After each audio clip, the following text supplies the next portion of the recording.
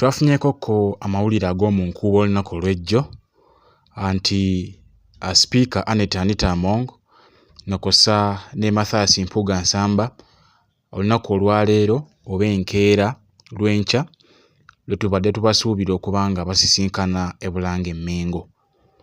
Naye twabyogeddeko olunaku olw'ejjo, amawulire twagafunye olunaku lwajjo era kituusewo olunaku olwaleero. Okusinziira ku bibaddewo, Speaker Anita Among abaddewo nnyo, Thomas Taibu abaddewo, Mathias Mpuuga Nsamba abaddewo. Naye katono nnyo kansooke nkuwe okwogera kwa Speaker Anita Among bw'abadde wali mu Bulange E Mengo ng'asisinkanye Katikiro.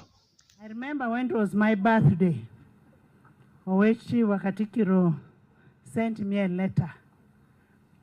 He sent me a letter with a message, with a gift for my birthday. In my language, we call it a makula. Now, today, members of parliament have also brought a makula for the Kabaka, and we request you to deliver it to the Kabaka. One of the members of parliament will kindly deliver it. Honorable Mpuuga has it, he will deliver it to you. And for us, we are going to support unconditionally.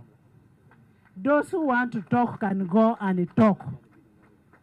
Those who want to audit whatever we give out, that is their business. We are going to support you unconditionally for the good of this government, Uganda. And you know, for us, we all have where we come from. We come from NRM. I come from NRM. He comes from NRM.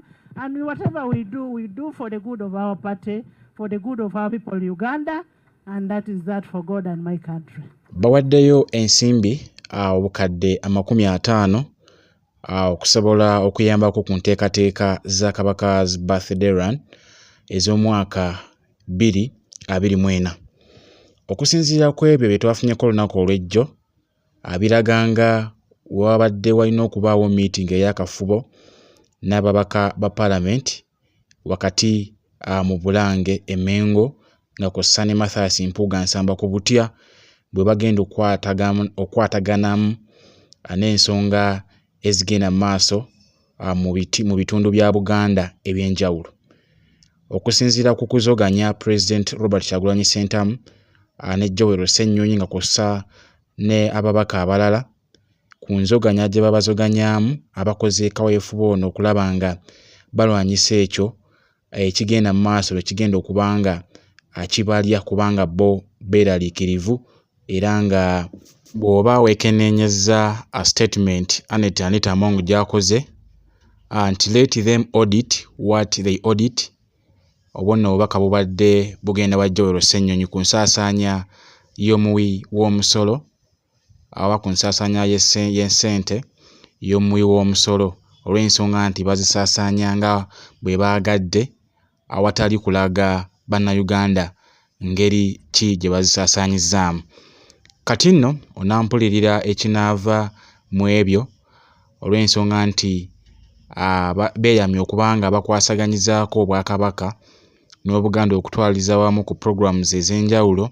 Ogenda kuwulira omusimbi ogufuluma olw'ensonga nti eyo y'emu ku nsonga gye bagenda okuwa basooke bafulumizeeko omusimbi ogwandikozeseddwamu ebirala okulabirira eggwanga lyattu erya Uganda. Naye kyonna kye kiri tukyegesa. Omusimbi guno oguwererako ddala obukadde bw'ensimbi za Uganda 5, Mathias Mpuuga Nsamba yabukwasizza Katikiro Charles Peter Mayiga.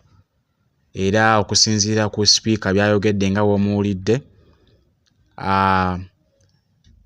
Mayiga oba Speaker Anita Among balonze Mathias Mpuuga Nsamba olw'okubanga naye wa kitiibwa mu Bwakabaka. Bamulonze akiikirire ababaka ba parliament era ne bamuwa omusimbi ogwo yaba aguwaayo eri Katikiro nga omukiikirize waabwe. Kale tukomaawo.